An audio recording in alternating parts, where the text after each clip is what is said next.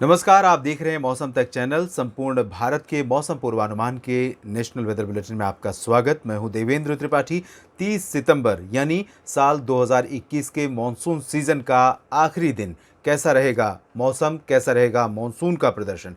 और ये बड़ी बात है कि मॉनसून सीजन ख़त्म होने को है, ना तो मॉनसून वापस लौटा है और ना ही इसकी शुरुआत हुई है लौटने की। और इसके उलट दो अलग अलग छोरों पर स्ट्रॉन्ग वेदर सिस्टम बने हुए हैं, जिनके कारण कई क्षेत्रों में कह सकते हैं बड़े भूभाग पर मॉनसून व्यापक रूप में सक्रिय बना हुआ है और ज़बरदस्त बारिश दे रहा है। इस तरह की बारिश दे रहा है जो कोर मॉनसून मंथ्स में होती हैं, यानी जुलाई और अगस्त में होती हैं। इस समय स्ट्रॉन्ग सिस्टम है लो प्रेशर, जो कि गंगीय पश्चिम बंगाल के ऊपर बना हुआ है और पश्चिमी तथा उत्तर पश्चिमी दिशा में आगे बढ़ते हुए झारखंड की सीमाओं पर पहुंच गया है। अगले 24 घंटों में ये झारखंड के और पश्चिमी भागों पर पहुंच जाएगा और इसका इम्पैक्ट ईस्टर्न उत्तर प्रदेश और इससे सटे बिहार पर दिखाई देने लगेगा। इसके अलावा जो साइक्लोनिक स्टॉर्म गुलाब का बचा हुआ प्रभाव है well marked low pressure area के रूप में, इस समय गुजरात के रीजन पर दिखाई दे रहा है और इससे सटे सौराष्ट्र पर, साथ ही साथ दादरा नगर हवेली, दमन दीव पर, और ये वेस्टर्न डायरेक्शन में लगातार बढ़ रहा है।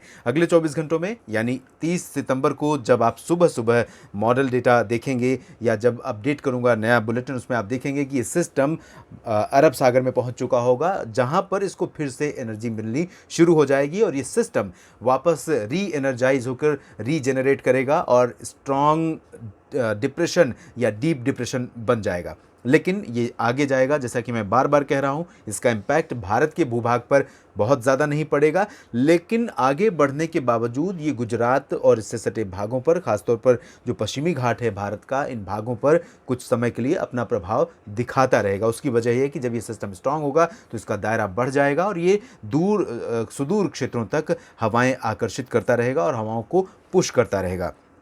तो ये सिस्टमों की स्थितियां हैं और इन्हीं सिस्टमों के कारण आप देख सकते हैं बादल देश के ज़्यादातर इलाकों पर बने हैं। सबसे ज़्यादा जो प्रभावित होने वाले राज्य हैं, पूरब से लेकर पश्चिम तक का ये क्षेत्र है। पूर्वोत्तर भारत में भी कई स्थानों पर बादल बने हुए हैं। चलते चलते आपको बता दें, आगे बारिश की बात करने से पहले आपको बता दें कि बारिश का जो आंकड़ा है पूरे भारत में, वो अब क्योंकि एक दिन मात्र मानसून सीजन का बचा हुआ है और ऐसे में ये जानना बेहद ज़रूरी है कि बारिश हुई कितनी है। संपूर्ण भारत का क्यूमुलेटिव डेटा 28 सितंबर तक का 859.3 मिलीमीटर है, जो सामान्य से 2% मात्र कम है। और 29 सितंबर का डेटा जब रिकॉर्ड किया जाएगा और 30 सितंबर का डेटा रिकॉर्ड किया जाएगा तो निश्चित रूप से ये 2% का अंतर जो है या तो 1% पर आ जाएगा या 0 पर आ जाएगा। अब तक औसतन 873.2 मिलीमीटर वर्षा होनी थी, जबकि रिकॉर्ड की गई है 859.3 मिलीमीटर। तो कमी बहुत ज़्यादा नहीं रह गई है, इसकी भरपाई हो सकती है। बीते 24 घंटों में जो वर्षा रिकॉर्ड की गई थी, यानी 28 सितंबर की सुबह 8:30 बजे जो 24 घंटों का बारिश का आंकड़ा था, वो रिकॉर्ड किया गया था पूरे भारत में 9 मिलीमीटर के आसपास, जबकि औसत वर्षा 24 घंटों में होती है 3 मिलीमीटर और इसी तरह की बारिश बीते 24 घंटों में हुई है। तो उम्मीद यह है कि ये कवर हो सकता है, जीरो के आसपास लॉन्ग पीरियड एवरेज रेनफॉल का डेटा पहुंच सकता है। और अब आइए जानते हैं देश के किन भागों पर बारिश होने की संभावना आगामी 24 घंटों के दौरान नजर आ रही है। शुरुआत करेंगे उत्तर भारत के मैदानी इलाकों और पर्वतीय इलाकों से। यहाँ पर देख सकते हैं जो लो प्रेशर सिस्टम आगे बढ़ रहा है बंगाल के ऊपर से, इसके प्रभाव से उत्तरी इलाकों में पूर्वी हवाएं बंगाल की खाड़ी से मॉइस्चर लेकर पहुंच रही हैं और इसी वजह से यहाँ उत्तराखंड, हिमाचल प्रदेश और जम्मू कश्मीर के कुछ इलाकों में वर्षा दर्ज की जा सकती है। इंटेंसिटी यहाँ पर लाइट टू मॉडरेट रहेगी, बहुत भारी वर्षा नहीं होगी, लेकिन उत्तराखंड के मसूरी, नैनीताल और आसपास के इलाकों में, पिथौरागढ़ तथा आसपास के कुछ इलाकों में भारी वर्षा की गतिविधियां भी हो सकती हैं। लद्दाख में मेनली ड्राई वेदर रहेगा। गिलगित बाल्टिस्तान, मुजफ्फराबाद में भी शुष्क मौसम की ही संभावना नजर आ रही है। इसके अलावा अनुमान यह है कि पंजाब और हरियाणा के ज़्यादातर इलाकों में मौसम मुख्यतः साफ और शुष्क रहेगा। पंजाब में जो उत्तरी और पूर्वी इलाके हैं, साथ ही दक्षिण पूर्वी इलाके, पटियाला और आसपास के हिस्से, इन भागों में गर्जना के साथ बूंदाबांदी हो सकती है या लाइट रेन हो सकती है। यही स्थिति हरियाणा में भी रहेगी, करनाल और पंचकुला, अंबाला, यमुनानगर। इसके अलावा रेवाड़ी, महेंद्रगढ़, पलवल, झज्जर, महेंद्रगढ़ और गुरुग्राम, फरीदाबाद, साथ ही साथ दिल्ली, वेस्ट यूपी, इन सभी क्षेत्रों में इसी तरह की संभावना रहेगी। बूंदाबांदी हो सकती है गर्जना के साथ, या लाइट रेन हो सकती है। बादल आते जाते रहेंगे, स्ट्रॉन्ग बादल नहीं रहेंगे, बहुत मीडियम क्लाउड्स रहेंगे। लो क्लाउड से बारिश की संभावना रहती है, तो लो क्लाउड्स फिलहाल अभी यहाँ पर नहीं आएंगे। इसके साथ ही हम ईस्ट राजस्थान में देखें तो दक्षिण पूर्वी राजस्थान में बारिश का जो सिलसिला है वो अब थोड़ा सा कम होने लगा है और यहाँ पर उत्तर पूर्वी राजस्थान के क्षेत्रों में अलवर, जयपुर, भरतपुर, डूंगरपुर और आसपास के इलाकों में कुछ स्थानों पर हल्की वर्षा होने की संभावना है। शेष राजस्थान में मेनली ड्राई वेदर रहेगा, लेकिन भीलवाड़ा, उदयपुर और माउंट आबू, साथ ही साथ प्रतापगढ़, जालौर, सिरोही, जोधपुर, जैसलमेर, बाड़मेर, ये जो साउदर्न रीजन है राजस्थान का, इन भागों में बादल रहेंगे और कहीं कहीं पर गर्जना के साथ हल्की वर्षा हो सकती है। कोटा में भी बारिश हो सकती है, सवाई माधोपुर में भी वर्षा की संभावना रहेगी और यहाँ जिस तरह का ड्राई वेदर लग रहा है ऐसी स्थितियाँ नहीं रहेंगी। लाइट रेन की संभावना यहाँ पर रहेगी, कहीं कहीं पर मॉडरेट रेन भी खासतौर पर जोधपुर, जालौर और बाड़मेर, जैसलमेर में हो सकती है, क्योंकि सिस्टम का इम्पैक्ट रहेगा। अरब सागर से ये सिस्टम यहाँ पर मॉइस्चर को पुश करता रहेगा, लगातार भेजता रहेगा। इसके बाद सेंट्रल इंडिया की तरफ चलते हैं और यहाँ देखते हैं मध्य प्रदेश में, तो मध्य प्रदेश के पूर्वी भागों में इंटेंसिटी कल बढ़ जाएगी। 30 सितंबर को मानसून का आखिरी दिन, मानसून सीजन का जो होगा वो पूर्वी मध्य प्रदेश के भागों के लिए अच्छी वर्षा वाला दिन हो सकता है। उमरिया और जबलपुर, साथ ही साथ सागर, सतना, पन्ना, टीकमगढ़, इन सभी क्षेत्रों के साथ साथ सिंगरौली में भी कुछ स्थानों पर भारी वर्षा हो सकती है मध्यम से, और शहडोल, आसपास अनूपपुर, डिंडोरी, मांडला, बालाघाट, इन भागों में भी कुछ स्थानों पर मध्यम से तेज वर्षा ज़रूर दर्ज की जा सकती है। वेस्ट एमपी में गुना, अशोकनगर, विदिशा और भोपाल, उज्जैन, इंदौर, रतलाम, देवास, धार, मंदसौर, इन सभी भागों में लाइट रेन की संभावना है। बैतूल में कुछ स्थानों पर मध्यम बौछारें गिर सकती हैं।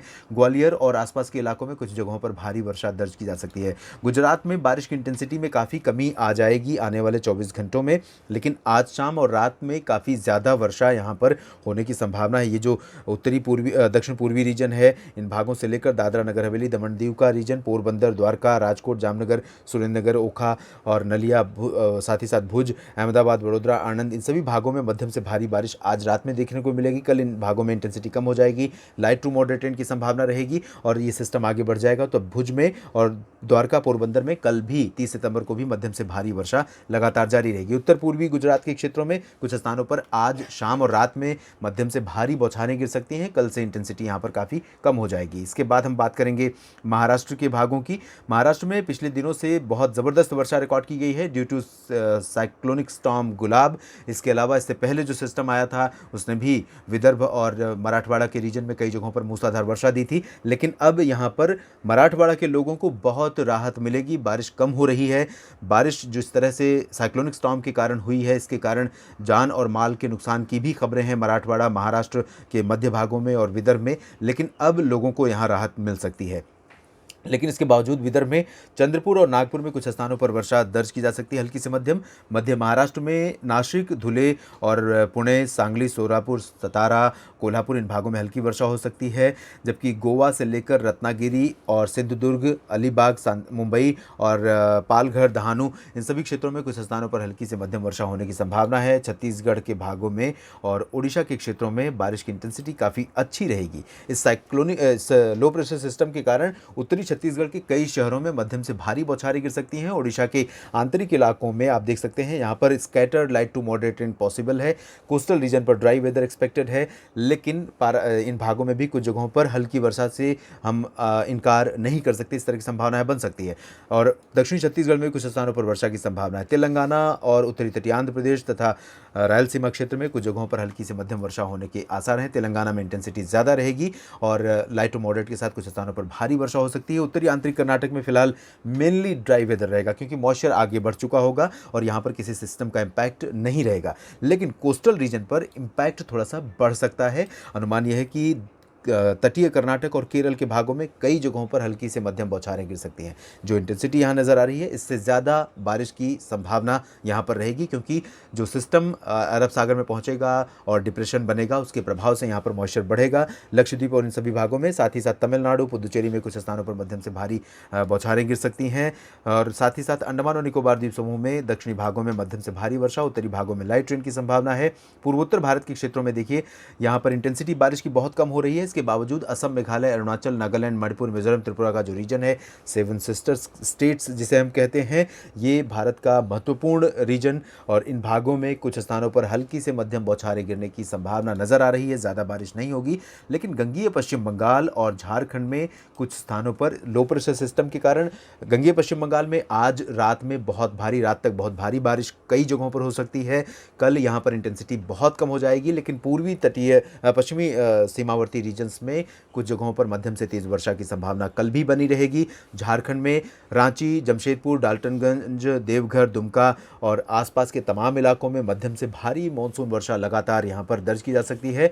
दरभंगा, पटना और गया में भी कुछ स्थानों पर मध्यम से भारी वर्षा हो सकती है। बाकी बिहार में हल्की बारिश के आसार हैं। यहाँ पूर्वी उत्तर प्रदेश में आप देख सकते हैं अगले 24 घंटों के दौरान यानी 30 सितंबर को मेनली ड्राई वेदर रहेगा। लाइट रेन हो सकती है वाराणसी, लखनऊ या बहराइच, गोरखपुर में। और 24 घंटों के बाद सोनभद्र, हालांकि अगले 24 घंटों के दौरान कल आपको सोनभद्र में, भदोही में कुछ जगहों पर भारी वर्षा मिल सकती है। कल के बाद परसों 1 अक्टूबर को नया महीना शुरू होगा, पोस्ट मानसून सीजन का पहला दिन होगा। और इस दौरान ये जो पूर्वी रीजन है प्रयागराज तक, अयोध्या तक कह सकता हूँ मैं, जौनपुर, आजमगढ़, मऊ, बलिया, देवरिया, बस्ती, इन सभी क्षेत्रों के साथ साथ भदोही, प्रयागराज, बांदा, इन भागों में कुछ स्थानों पर भारी वर्षा तेज़ हवाओं के साथ संभावित है। ये जो बारिश यहाँ पर संभावित है, इससे फसलों को बड़े पैमाने पर नुकसान पहुँच सकता है। और साथ ही साथ लखनऊ, कानपुर और आसपास के इलाकों में अगले 24 घंटों के बाद आपको बारिश का जो प्रभाव है वो थोड़ा सा बढ़ता हुआ नजर आ सकता है। जब ये सिस्टम आगे बढ़कर उत्तर प्रदेश पर पहुंचेगा, भले ये कमज़ोर होता जाएगा लेकिन इसका इम्पैक्ट ज़रूर रहेगा। तो 1 अक्टूबर और 2 अक्टूबर को ईस्ट उत्तर प्रदेश के कई शहरों में फिर से तेज़ वर्षा होने की संभावना बन रही है। देश भर के मौसम पूर्वानुमान के इस बुलेटिन में अभी इतना ही। धन्यवाद।